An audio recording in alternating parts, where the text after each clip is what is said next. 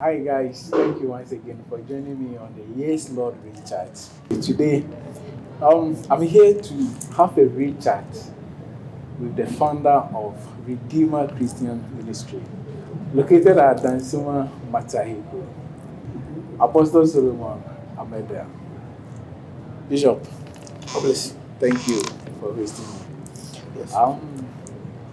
Before we go into more details, I want to know a little bit about your background.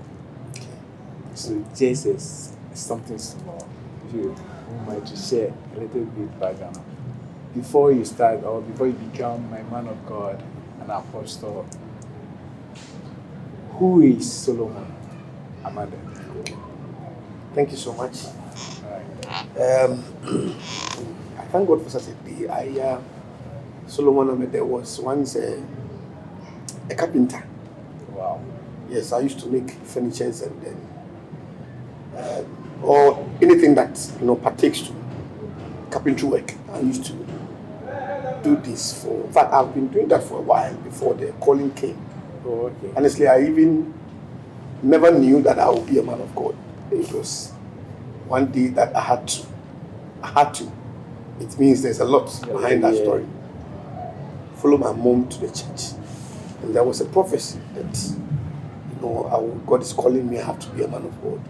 And that's how the whole thing started. And the calling itself is a story on its own. Yes, so once a young man that was into furniture, and then by God's grace, the calling came. And then we had to respond to what God wants us to do. Wow. This here we are today. The call came. How did you receive the call? Okay. As we are going on, I believe we can get more, but you said the call came. Mm-hmm. In which form? Okay, so the calling, like I said earlier, a young guy. I was also in the world without Christ. Yes, okay, I understand. Before the prophecy came, my mom actually went to church. Okay. And my name was mentioned. So I was needed at the church for the word. I was not going to church. So when the prophecy came, I had to go because it has to do with death. I was afraid I didn't want to die, so I had to go. Wow. And when I got there, I even had to come out of the church because we were speaking too much tongues. I was like, what is this? So I came out. I was outside. And then my name was mentioned again. And I had to come in. So I went. And the prophecy was like, God is calling me to do his work. If I don't respond, my family people will kill me. Because they want to kill me. So from that day, I actually did not respond at that moment. Okay. So I left, came home. I was like, what is this? And, blah, blah, blah. So later, one day I was with a friend. In fact, with a group of friends. We used to learn patois. We want to rap. And all those things. Yes. Part of people who were. I was learning. We wanted to, do rapping and all that. So we were there one day, and I remember I heard the voice of God clearly. And the voice mentioned my name. Oh. Yes, and told me that I am calling you to do my work. Why are you wasting your life? These are the exact words. And I remember I had a Muslim girlfriend at that time. At that time, how old were you? I was about 24, 25. Oh, okay. So you were in the midst of 20. Yes, 24, 25, thereabout. So I remember that I told instantly, the voice was too strong. I mean, the voice was very strong, that I had to do something. I don't know. I had to react to it. I didn't know what to do. Working, but I remember I got down where I was sitting on the fence, a very short fence, with friends, a group of friends who were, like I said, were learning patois. So I told them that I am going. That from today, I just told them that from today, I have become a born-again Christian. I've given my life to Christ. They should go and tell my girlfriend. I used to have a Muslim girlfriend, I said that earlier, called Fulera. So I told them that they should, anytime they see her, they should tell her that I'm no more her boyfriend, that I've given my life to Christ. That was it till today. Why don't you tell her yourself? I don't want to see her. Okay. I just want to avoid, I don't know, but I felt it that strong. Okay. I wanted to avoid anything that has to do with the world. Okay. as soon as I heard the voice, it was that strong. And you So said at that time you I were told not my going friends this and that. So I don't want to see her no more. I'm no more a boyfriend. I've given my life to Christ. And they were insulting me that, we're speaking down. Yeah. Benjamin Philip, and I got down from that fence still today. And you said at that time you were not Krifi guy. You were No. I was going not born to again. church. No. It was after the prophecy at church. My mom took me. I ignored it and go home. And later, about 2 weeks or so, barely a month, it was only a month. Okay. And then that voice came, and that's it. And that changed the whole That's thing. it. Till today. Wow. Mhm. You are blessed. To the glory of God. Do you regret making that decision? Never. Why? It's been the best decision ever in life. Why? Because I see some of the guys I used to be with. Okay. In fact, a couple of days, one of them even came and fellowship with us. Wow. If you see him, I just give glory to God, because I realized that the Lord picked me out of it and transformed my life. Because if you see them and you see me today, it is not, I can never regret this. Wow. It has been the best decision ever I've made in life. And he says since then, Since they have then- not been turned back. Never. I've not even had a thought of going back. Okay, let's take it from there. I believe you said you have not turned back or go Mhm. back to that state again. But how many years now? I've been in ministry for about 16, 17, approximately 18, because I was with my senior, I didn't just start ministry. Yeah. Because I knew nothing about Christianity, so I had to, join the church. That's where the prophecy came from. So after some years, I had a conviction or a revelation, that is the word I should use. The assistant pastor at that time in the church was leaving the church, and I had a revelation from God. That revelation I had is what is fulfilling today. To go with him, Okay. to leave the church with him. So I left with him. So he trained me. So, So I was with him for a while. You grew under Yes, somebody. under him. Prophet Degret Atapwati. So when he left the church, I left with him. I was the only person that. What church was that? Kingdom Word. Kingdom Word. What? Prayer ministry. Yeah. Okay. So I left with him, and then by God's grace, this is where I am today. Yeah. Yes. Thank God for your life. Amen. I believe that has not been easy. The road has been smooth, as you just said. You just summarize everything to make it look so nice and easy. That is just a summarization, as you said earlier, Yeah. of the whole thing. But it's a tough decision I made, and it's not that smooth. Honestly, it has not been smooth. But I believe that with God, all things are possible. So like I said, the prophecy I had before, is fulfilling today. It will certainly go through rough times. There are lots of challenges. Trust me, if I want to talk about challenges, I'm not sure we'll leave here today. Wow. Okay. So you started Redeemer Ministry. Yeah, Redeemed Christian Ministry. Redeemed Christian Ministry. Yeah. For how long now? Redeemed we are 14 years, we'll be 15 next year by God's Next grace. Yes. Wow. And you are the founder. By God's grace, I am. Have you had any branches apart from? Yes, we have one branch. We have one branch at Otoko. How many members do you start with? And how many seats do you have now? We started with no members. Yes, no members, because even how the church started, it's a doing of the Lord. I didn't intend to start a church. Okay. Like I said, I was with my senior pastor who trained me. Yeah. So I was with him. The church was just at the back here, and then we had an issue with let me use the word. He had an issue with the people. Okay. Where the church was situated. So they wanted us out of the place. So I got him a new place at somewhere up there. So we moved there, and then church was going on. Just one evening, I remember I was leading praise and worship, and the woman came out of the room that we should move out. Instantly, we should move out. Once church was going. Yes. So that very moment, we have to stop the service, pack everything, and move out. Yes. She couldn't wait for No. church service to close. No, I don't know what was happened. I believe it was a spiritual something because the way it happened. So we left. We packed everything and then we left. So God willing, he had to. I don't know, but my father didn't get a place around, so he had to leave to where he is now. Okay. He's somewhere around Tabor and Laji. So when he left, I was left alone here. I couldn't go with him. Okay. But like I said something earlier that there was a prophecy. That is what is fulfilling now. Yes. So when he left, and then I had to, find something to do. Okay. So I started. But then I told you earlier I was a carpenter. So I was working for one guy who is now a multi-billionaire. Yes, he used to be a designer. Okay. So yes. So I was working for him, and then I love to sing. I love praise and worship, especially worship. Okay. So I was singing whilst I was working. And he actually rented a room for his girlfriend when he himself is sleeping in his container. So I was doing the ceiling in the room. And I was singing. So he came there with a girlfriend. And he walked up straight to me and said, "Am I a pastor?" I said, "Oh, I'm in ministry, but I guess, I've not been ordained, so I can't call myself a pastor. But I'm starting the ministry." He said, "Okay." He likes the way I'm singing. The song I'm singing is moving him, so he would want me to be his friend and then help him in prayer. That is how Redeem started.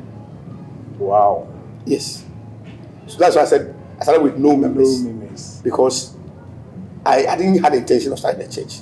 So he wanted me to help him in prayer. So there is a school called around up there called JT. Okay. So I used to meet him there at night. He actually became my best friend. So we go there, we pray, and then anything he brings about, we pray about. He gets like he stopped the sewing. Okay. And then he went into interior decoration. Okay. So he started getting contracts. So if he bids for contracts, he will come and then we pray. If he goes and get the contract, he will come and then pay his tithe. To you? So to me.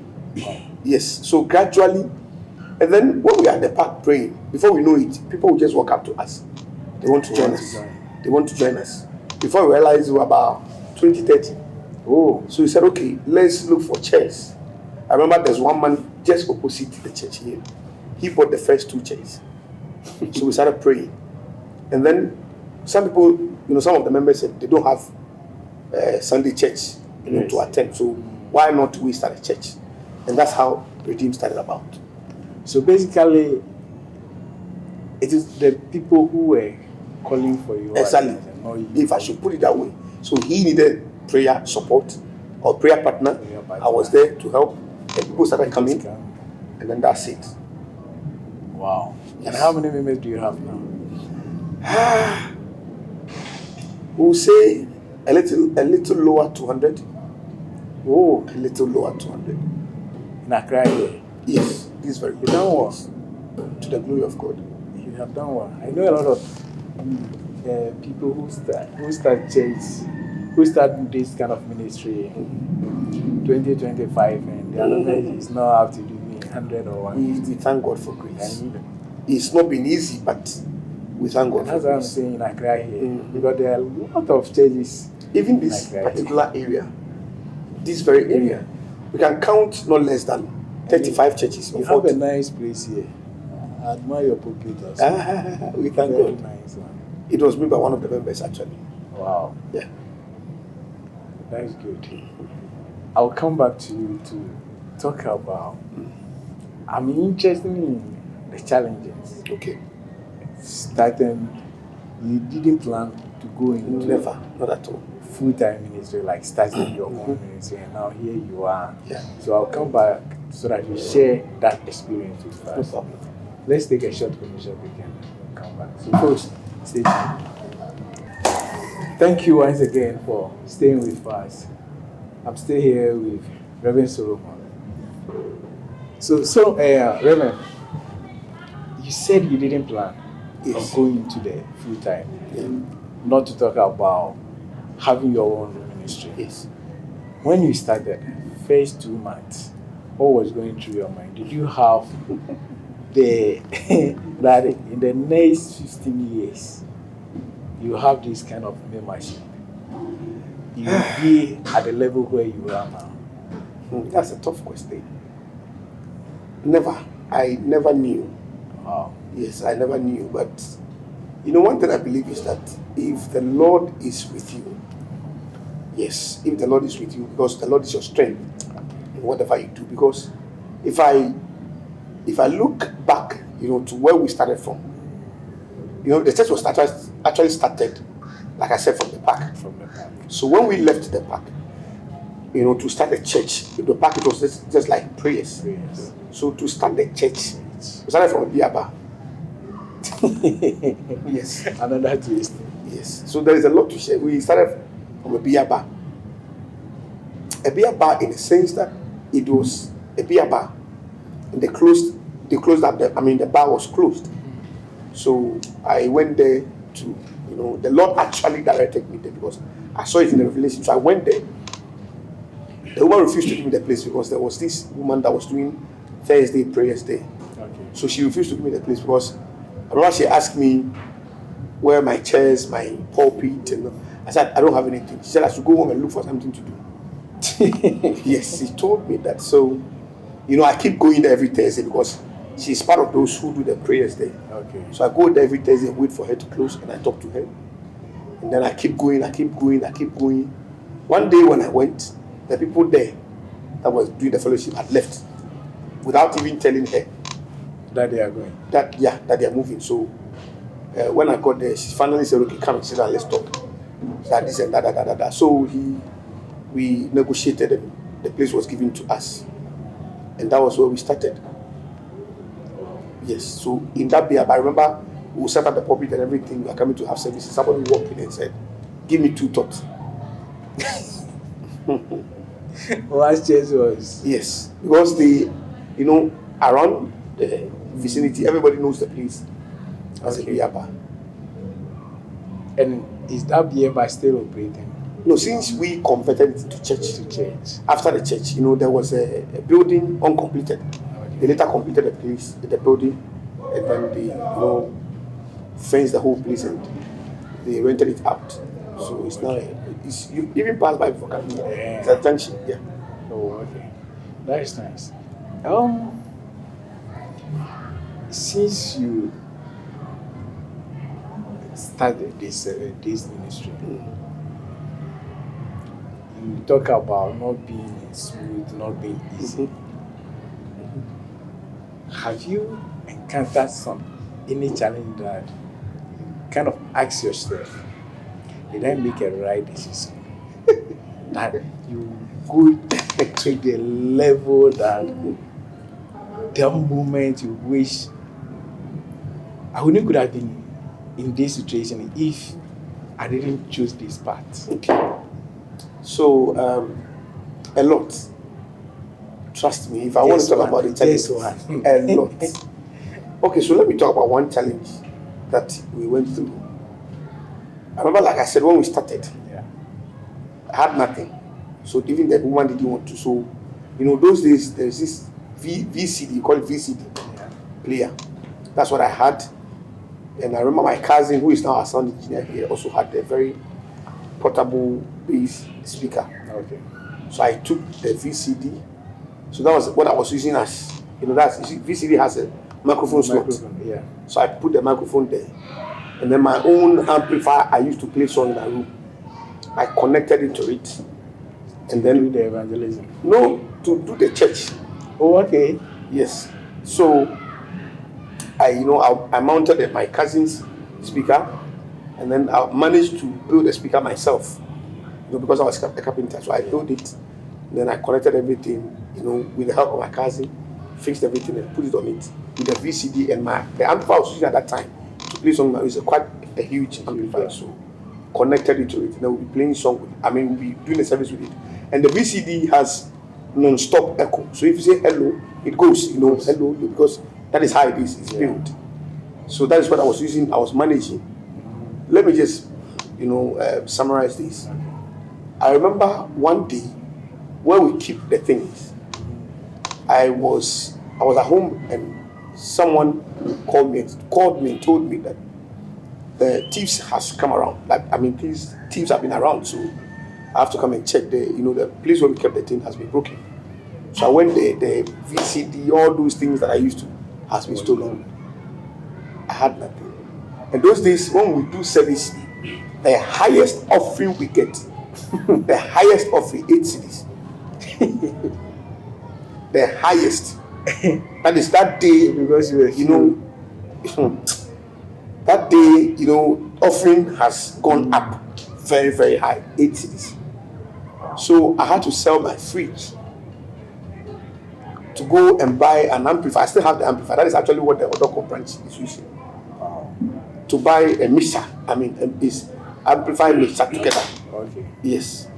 So I bought it. I remember it was 80 Ghana 800,000 at that time. Okay. So today we say 80 cities. 80 cities. Yes. That's how much I bought the amplifier. So we were using it gradually. And then there was something happened one day where, because the place I said it was a beer bar, it was not covered. Okay. And we needed a shade. So there's one woman in the church, she's still here. She's a bread baker. Okay. I spoke to her. So the fertilizer, this thing, what do you call it? The sack. Yeah. The distinct sack. We collected them, washed them, we sewed them together, we used them as a shade, like a cover. So one day we were having an one night, and just at the point of the open prayer there, and then the rain started. I remember all the members. I was hiding behind the pulpit in the rain because it was about around 12:01. That was when just about that was after the open prayer meeting, when I took up the pulpit and the rain started around 12:01. So I was hidden behind the pulpit, and the members were also hidden around me, taking cover from me. It's not an easy road. That is then. And if I come to this place, it's a story on its own. So the challenges are very tough, but like I said earlier, if the Lord is with you, what is that one thing that keep you going in the midst of that challenges that you go through? What's the one thing that keep you going to now that you can say that you look back and you can say, okay. So I would say the voice of God. I say that in the sense that anytime there are these challenges and that situations and all that, I keep hearing this voice in me. That gives me strength. That tells me never to give up. This voice that keep pushing me, encouraging me to keep pressing on, no matter the challenges that comes. That is why I'm saying the voice of God, because I keep hearing this voice in me. Don't give up. So everybody that knows me knows that the word give up is not in my dictionary. No matter what the challenges may be, I am ready, prepared to face it. Because I personally believe that everything in this world is possible, especially with God by your side. So I don't give up. And this voice keep, encouraging me, strengthening me, and all that. So it has been very tough, but the Lord is with us. So we are pulling through. Okay. Thank you very much. You're welcome. And may God continue to keep strengthening you. Amen. Now, there's this perception, and I always say that it's arguably Christianity is one religion that faces a lot of criticism from the general public. Arguably, Christianity. People see the church, some people see the church today as money-making institution. They see a young man being a pastor, and they go like, oh, it's a corrupt, it's fake. And I like saying that every Karen is half a counterfeit and then the original. But it is how to determine, to know the original from the counterfeit one. Okay. In a short, what would you say to people who have that perception that the church has become money-making institution, and secondly is for lazy people who don't want to work well? Smart criminals. That's how some people call it. Okay. Well, I know people have a lot of names for people call it one-man church or whatever. I personally believe there's nothing like one-man church. Yeah. But I will not go into that. That's why I didn't use that word. So I will not even go into that. So I think it's a wrong perception. Okay, so let me just give you these statistics. I woke up as early as 5. I'm just giving a rundown just to answer that question, probably add a little. And drove all the way to Kaswa. I bought fuel, 200 cedis into my car. You listen. So, 5 o'clock, after Kaswa, I came home, changed my clothes, drove all the way to Emmanuel Estate. Right from there, I drove down here for this interview. Now, I bought fuel. Don't forget I bought fuel 200 cedis. I've not made even 1 cedi. I was working on people. I've not gotten 1 Ghana cedis from any of them. I didn't take 1 cedi from anybody. Nobody even offered me anything. But I did all these things today and bought fuel 200 cedis. So how can somebody describe this as lazy work? You know, for the past months now, even sleep, because I sleep late, wake up early, busy. The pressure is not easy. You know, I think we postponed this interview for like 2 weeks. Fine, because I'm not able to meet the time. Yeah. Even we were supposed to do this earlier. Look at the time I came here. So if somebody described this as lazy work, I don't know what they are talking about. Also, if they say it's money-making business or money-making whatever as they call it, it's wrong notion. Why must somebody have, you know, the last time I was preaching about, I don't remember exactly what but I made a point that even drumstick that used to play drums in church today, the fake ones, 40 Ghana cedis. The original ones, I think 150 or 160 for pair. One pair. So if a church asks for fund or asks people to support, it's not a money making something. No, it is lack of knowledge. Lack of knowledge by people perish. So people do not have knowledge, do not have understanding, and also do not love God. If you don't love God, you can't support or you will not understand to support. So because they don't love God, these are some of the things that... At times it marvels me when you hear a Christian saying all those things about the church. They are not Christians. Then what are they? They are wolves in sheep clothing. They are wolves in sheep clothing. They are not Christians. No truly born again Christian that fears God, that revere God, reverence God will ever make that statement. You understand? See, there are a lot of men of God out there doing a lot for the society. Even without nothing, me, I'm thinking of somebody in the university, I'm thinking of a lot of people. That's the other side that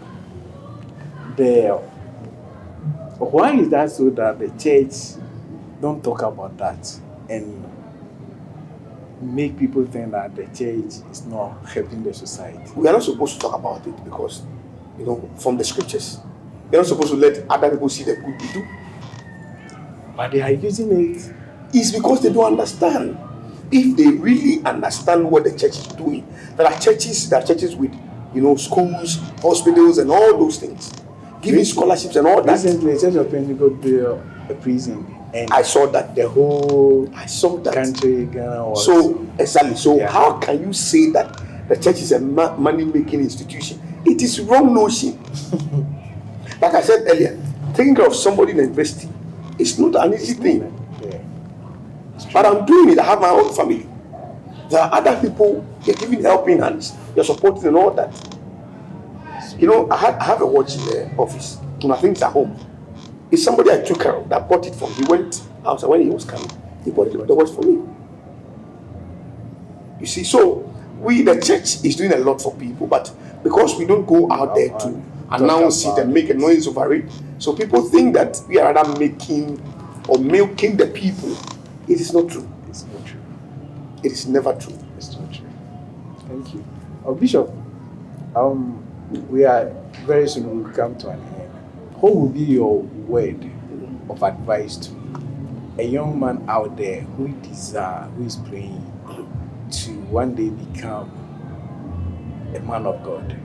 By he or she hear this kind of chastising men of God and speaking against, put some kind of fear into him or her to make that bold decision that you have made years back, that today you can sit down and say, yes, I make a good decision at that time. What would be your word to that person? All right, thank you. All I can say to young men out there who desire or who have the calling, the desire to do the work of God, is that you have to be determined. Okay. And then know your scriptures. Know the scriptures. If you know the scriptures, you obviously know God. Because God lives in His Word. All right. So, if you know you are determined, do not allow these rumors and all those things, because this chastisement you spoke about earlier, Jesus said to us that they did this to me. So yes, They will never so do it to they you. obviously do it to you too. So do not be worried, because He was persecuted. He was, maltreated, whatever, all the word you can think about. You see, Yeah. for the sake of saving mankind. So He told us and warned us before, He left. So all these things are something. So do not get discouraged. Know the God that has called you. The only thing I will say is that make sure you are faithful in the work that which God has called you to do. Be faithful, be determined, never get discouraged. And that's it. When you know your scriptures, you know what the word of God says, it becomes your source of strength. So nothing that people say and all those things, breaks your spirit. And don't forget, because you are standing right before God, He will never put you to shame. Good. That is it. Many people have the perception that I come into ministry today, tomorrow, I make it and all that. No.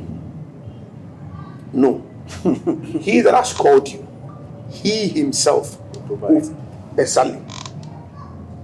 So it's a matter of you knowing your God that called you. Be faithful to this God. Be faithful to this God. And make sure that you know your scriptures. And that becomes your source of strength. And nothing breaks you down. That is it. That's good. Great. Reverend, let me take you a little bit back. Okay. If you look at the time you were called to the ministry, if you look back and now, have you noticed any change in terms of the message? Yeah, sure. In fact, anyone that knows me some few years ago when I started ministry, if that same person listens to me today, will say that there is a lot of improvement, because I love to research. Okay. Yes, I love to research. I have done a lot of short courses. I have gone for a lot of seminars and all that, just to learn and improve. The Bible said, it said, study to show thyself approved. So yes, I have seen a lot of change. In fact, sometimes I remember those days, and then I listen to my sermon today. I tell myself, okay, so we are getting somewhere. So there is a lot of improvement. Even how I prepare my sermon has changed. I didn't initially know how to prepare sermon. When we started with points, and all that. But today, I hardly preach. I don't know if I've ever preached a sermon quite recent without points before. So when you come to my church, everybody writes notes. Okay. If I preach, I can preach one day without note. At the moment you preach without note, there's why no note today? No note. Why? Because they love to write. They are used to it. They have adapted that now. So yes, there is much improvement. Yes, extremely, and there is more room for improvement. And when you look out, apart from you, take yourself out. When you listen to what goes on in the air, the messages that go out there, did it get you worried? Oh, I will not say The word is, do you worried? No, Because at times you listen to some a whole lot of things. I know where you're coming from. I know what you mean. Yeah. You're not hitting, but I know what you mean. But I'm just being diplomatic about it. Okay, so I think everybody is doing what they are called to do. I like that. Everybody's doing what they are called to do. You know, some apostle, teacher, evangelist, prophet, you know. So we all cannot be in the same office. So each and everyone, you know, those who are called as prophets are prophesying, those who are called as teachers are teaching, those who are called as pastors are pastoring, then those who are called as evangelists are also speaking the word, apostles are there, you know, doing the work. So everybody, I believe, is doing the work. You know, sometimes when we hear these little things, like the saying goes in Akan, if you are mensa and all those things, it doesn't mean that, no, to me, everybody is doing what they are called to do, and they're doing it. So I don't see anything wrong with it. We all cannot preach the same message. That's true. You see, I'll be preaching something different. Somebody else will preach something different. You know, on Father's Day, almost every church speaks about fathers. On Mother's Day, the same thing. But the message will certainly not be the same. It will be different. So I believe everybody is doing their duty as they are called to do. Thank you very much. You're welcome. Let me ask this question. Did coronavirus outbreak affect the whole nation? So definitely affect churches. How was the impact? Okay. I like the question. Actually, I've been expecting this question for. How was the impact in your ministry and your members? It's a yes or no answer. Okay. Good and bad. Okay. Somehow, but I personally cannot say coronavirus has affected me or the church in any bad way. Okay. Because looking at how the church was before, and before the virus came, I think there is much improvement. Okay. That is how I see it. Okay. And there is much improvement. Okay. You know, growth. Yes. Wow. Yes, because there were things that I was able to do after after we stayed home for some time. Yeah. So after the church resumed, there are things that, you know, it's like the virus rather paved the way for me to do. Wow. And then after the virus, I mean what are some of the things that paved the way? A lot. We used to, yes, let's say for instance, we used to stream on Facebook, but we're using iPad. Okay. But after the virus, you're not using cameras. Cameras too.